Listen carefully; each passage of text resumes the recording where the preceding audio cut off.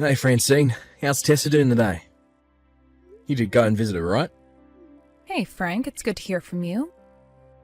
Tessa was doing totally fine when I was there with her. She's much better after starting on the new medicine regimen the doctors told us about. Totally fine?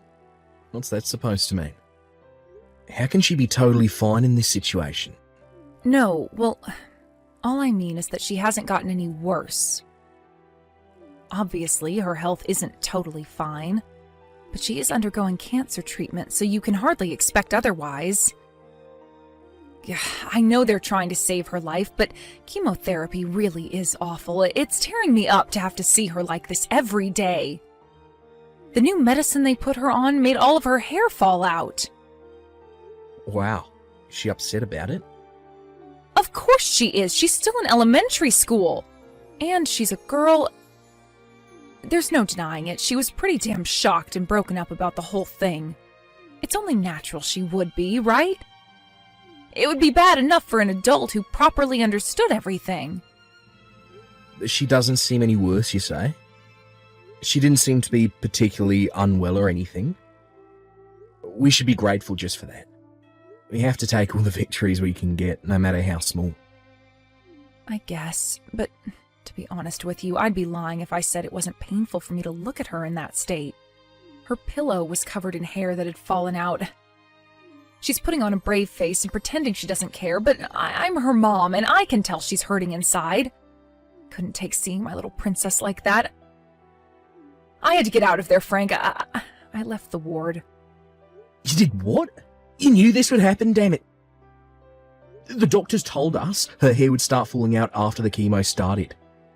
It's never going to be a pleasant thing to see, but how could you not have been prepared? It's only natural she'd be shocked after losing her hair. What the hell do you think seeing her parents freak out is going to do to her mental state? She's already vulnerable as it is. She needs us now more than ever. And you left her there? I know that. But it's gonna keep falling out, and quickly too. Before we know it, she won't have any hair left. I can't bear to see her like that. It was horrible. No, of course it's horrible. But don't get me wrong, babe. I totally understand how you feel. But we can't bury our heads in the sand. This is happening, Francine, whether we like it or not. If it's this bad for us, what the hell do you think it's like being Tessa right now? I understand what you're saying, Frank. Ugh. Oh my God, Frank, how long are we going to have to carry on like this? What did she do to deserve this? Why does our poor daughter have to suffer so senselessly? Believe me, I'd love to know the answer to those questions myself. I'm sorry. I never expected myself to get this upset. I think I'm losing my mind. If I start taking things out on you, everything will be totally hopeless. You were exhausted from being with Tess all the time, right? It must take a lot of mental stress to keep yourself composed, seeing her that way. I haven't been able to get to the hospital due to my crazy work schedule, and believe me, I feel pretty crappy about that. It's fine, Francine. It's not a big deal. Really. Don't worry about me. I'm sorry. I said don't worry about me. Tessa is more important than me right now. Right. I wonder if she'll really be okay. I'm relieved she didn't seem any worse physically, aside from the shock of losing her hair, what with starting chemo and all. But it was so awful seeing her all broken up like that. You headed over to visit her with your mum and dad this weekend, right? I'll join you guys then. Let me try speaking to her. Let's see if her pops can't cheer her up a little. Right. But you know she hasn't shown much improvement at all since being admitted to the hospital. Don't say anything reckless that might freak her out or my mom out, okay? Of course I won't. But keep an eye on her for me until then, alright? It's bound to be difficult, but we need to be strong for our daughter's sake. She needs us now more than ever. Frank, why would you even say something like that? Didn't I tell you not to say anything reckless? My mom and dad are furious. I can't believe you said that to Tessa at all, let alone in front of my parents. Oh, that's funny, because from where I'm standing, none of what you're doing makes any sense. That's why I said it. I was wondering whether you'd make an absurd overreaction, and lo and behold, you are. What? This isn't the time to screw around, Frank. Start making sense. Thankfully, Tessa seemed to find your stupid little remark funny, so at least she's not upset, but...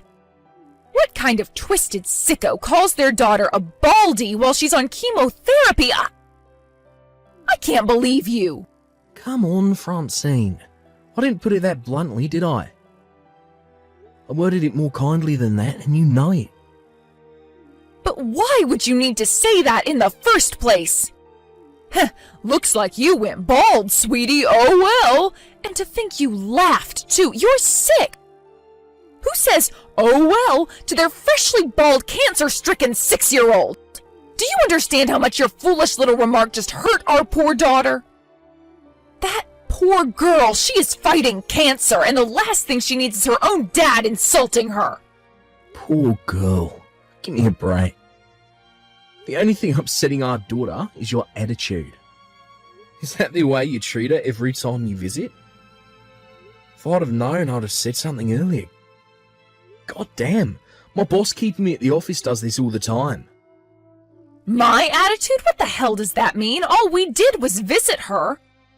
I don't need to be lectured on how to behave around my own daughter by the prick who just insulted her while she lay in a hospital bed. Couldn't be more tragically mistaken. Well, endlessly piling sympathy on her like she has hours left to live is what you guys call a visit. If that's the case, you and her parents need to stop visiting her immediately. All you're doing is hurting her by constantly reminding her about what she's going through and how unfortunate she is.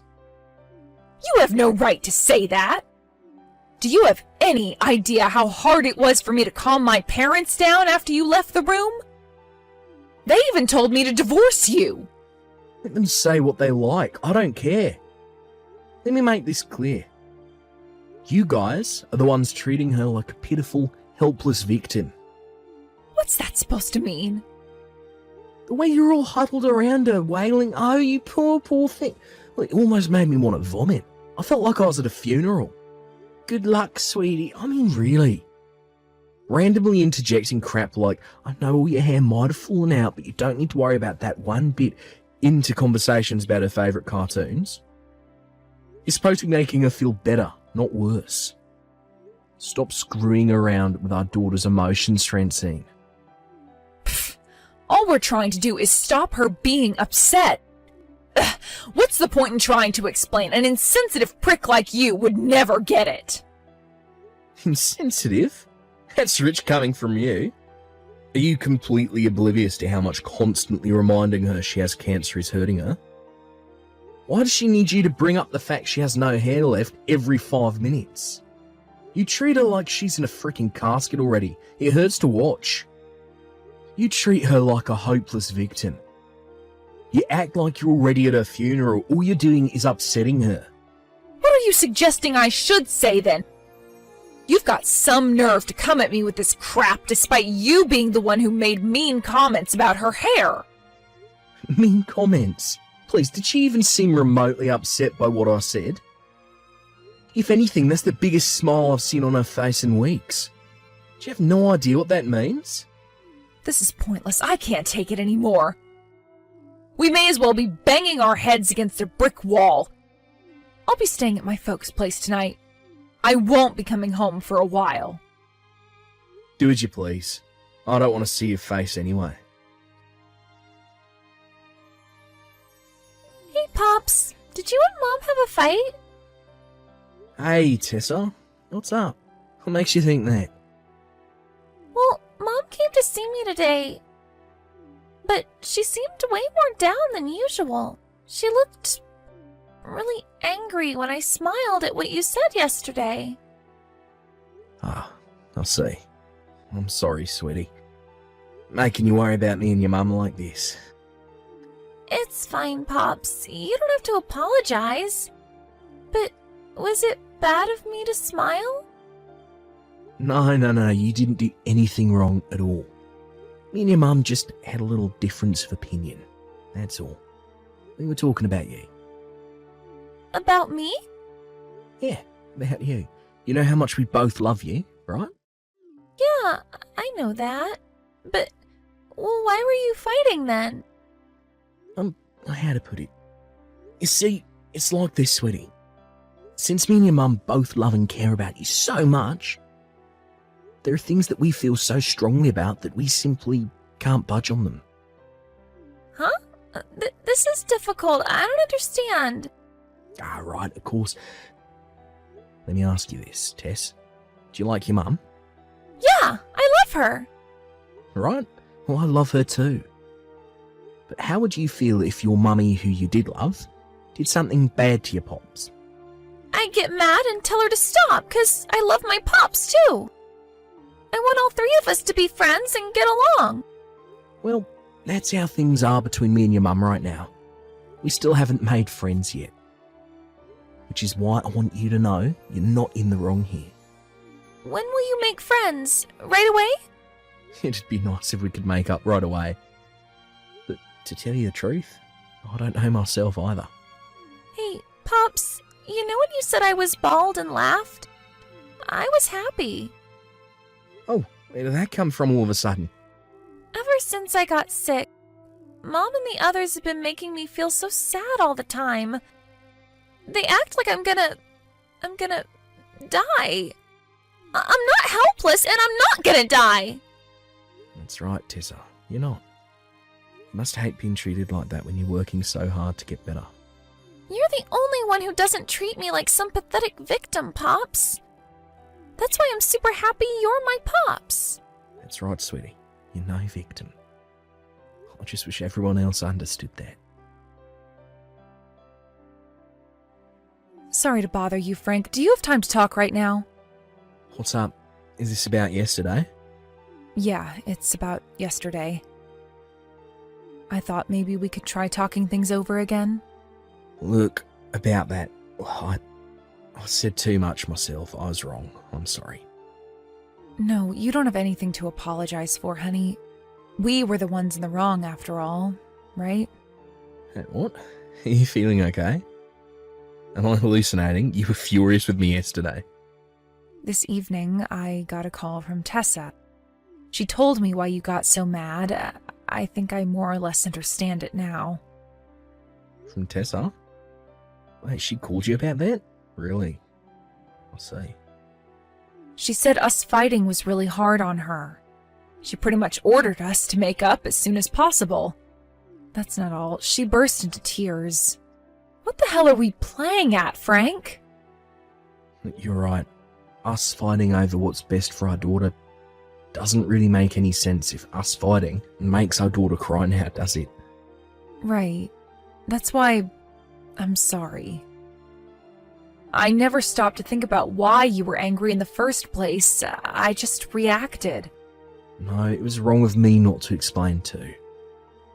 I kind of just assumed you'd get why I was mad and let the anger take care of the rest.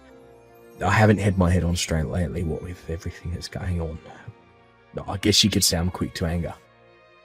You're well within your rights to be mad. Cut it out, Frank. That's my line. I was so intent on things being the way I thought they should be, I never stopped to think about what Tessa herself thought about the way I was treating her, or how she felt about her current situation.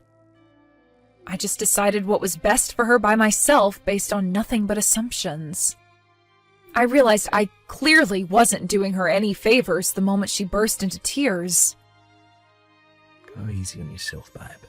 It's not like I'm saying everything you did was wrong. It's just that Tessa's fighting this thing with every last fibre of her being. She's like a little super soldier. And the thought of her bravery being reduced to nothing or minimised by being treated like a helpless victim was tearing me up inside. Yeah, you're right. I see that now. I was closest to her, and I should have known more than anyone how hard she was fighting, but in spite of that, I didn't. How did I not notice, Frank? God, I've been such an idiot! We both had our hands full, Francine. Don't talk about yourself that way, please. It hurts me to see. Things haven't been easy lately, alright? It's only natural we might act a little crazy sometimes under all this stress.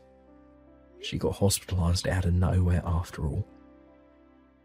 One day she was going to school like usual, and the next she was in a hospital bed on an IV trip being told she had to undergo aggressive life-changing therapy. But all I could ask myself was, why her? I think obsessing over that so much made it hard for me to see things straight. You know our Tessa. She told me she enjoys every single day, even now. Can you believe that? Things should be harder for her than anyone, and yet somehow she's stronger than the both of us put together. She said she was super happy about everyone visiting her together, you know. Me, you, and your parents. And that's not all of it. This one's really going to shock you. She even said she actually enjoys studying.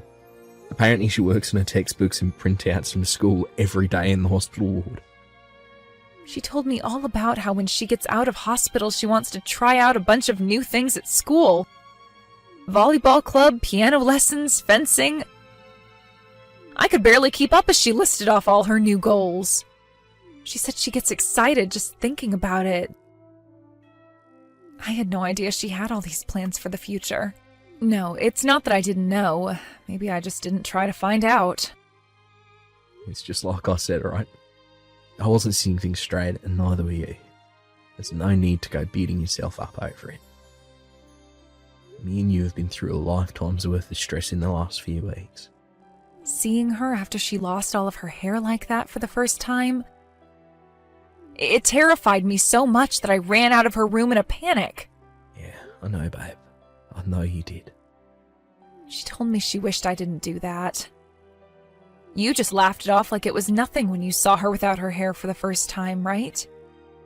She told me what you said. Who needs hair anyway? Hair is for chumps. She said your cheerful spirit made her so happy. She said she wished I treated her more like you did. I was totally blind to what she really needed from me. I really am a failure as a mom. That's not true, Francine. Don't say things like that. How is it not true?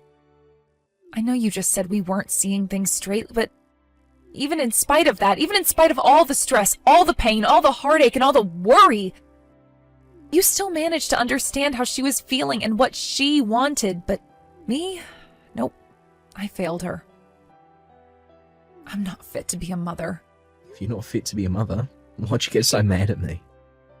Because I was making nothing but hasty, superficial judgments. I only reacted to what you were saying instead of why you were saying it. In the end, I was only thinking about myself. I was so obsessed with the idea of being the perfect doting mother that I didn't stop to take the time to consider what our daughter was actually feeling. No, I was downright incapable of it. So why all the self-reflection and apologies now? If you're really incapable of thinking about what's best for Tessa, what's the point in beating yourself up with regret over what you did? Surely it couldn't be helped given the circumstance. Stop it, Frank. You know, don't you? You know I can't be the mother our daughter deserves. Stop trying to make me feel better. It just makes me feel more pathetic. Yeah. Doesn't feel great, does it? I'm glad you understand now. Look, tell me, Francine, why do you think Tessa was so beside herself with shock when her hair fell out?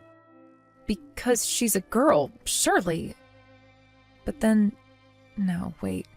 I guess it must have been pretty damn shocking to see me, her own mom, dart out of the hospital room like a bolt of lightning when I saw how different she looked. It was wrong of me to do that, wasn't it? She said she was upset because she couldn't have the same hairstyle as her mum anymore. It was a shock to her. It made her feel down. Wait, what? She was shocked because she loves you, Francine. She loved having the same hairstyle as you. She was sad and down in the dumps because she couldn't anymore after losing her hair. Do you really think someone who says things like that could possibly hate you? Wow, she said that? Our Tessa said that? Yeah, sure she did. I just said so, right? But she said that even when she felt sick, she was happy as long as you were there by her bedside to hold her hand. She was so grateful for how you made sure you were always there for her all the time, day in, day out, no matter what. But I was only there by her bedside. It's not like I really even did anything. I didn't even notice how she was feeling, damn it! Even just being by her side at such a difficult time is an amazing thing in and of itself, Francine. No matter how bad her symptoms got, no matter how much she wanted to bolt out of that door and never look back, you didn't. You stayed by her side the whole time. Only a mother's capable of that. But is this really what's best for her? Someone like me being her mom? Who else is there aside from you? Let me make something. If you talk like this around our girl, she'll burst into tears on you again. She hates the thought of her mum not being around. Right. Frank, thank you. I am Tessa's mother. Of course you are. And we're both going to carry on being there for her. Forever and ever. We're going to be there for her so much, she'll get frickin' bored of us. Because the three of us are a family. Me, you, and Tessa. After that, me and Francine successfully kissed and made up. Just like our amazing daughter wanted. For Francine, the realisation that she'd been blind to how our daughter was feeling for a while tore her up with regret. But once she noticed just how much Tessa loves her, she became more positive and optimistic about the future. If anything, now her and Tessa talk and have fun together more than ever before. They get along so well that anyone would think they were best friends, rather than mum and daughter. What's more, Francine's mum and dad came over to apologise to me after they realised what I really meant by what I said that day. Just like me and Francine, they were so stressed out by everything that was going on that they reacted emotionally, instead of stopping to think what I actually meant. Now there's nothing but good vibes between me and the in-laws. Not many people can say that, right? After the events of today's story, me, Francine and Tessa carried on fighting the cancer together for another 2 years. Our strengths as a family must be paying off because her symptoms are finally starting to subside. She finally just got the go-ahead to return to school on the condition that she takes it easy and sits out of gym class for a while. Needless to say, our house is filled with nothing but smiles these days because things are finally starting to look up. There's hope on the horizon and I am loving it. Don't get me wrong, she's not out of the woods yet and there's still a small chance her symptoms could return. But one thing's for sure, me and her mum are working hard to give her everything she needs. And I'm praying with everything I've got for that smile never to disappear from her face.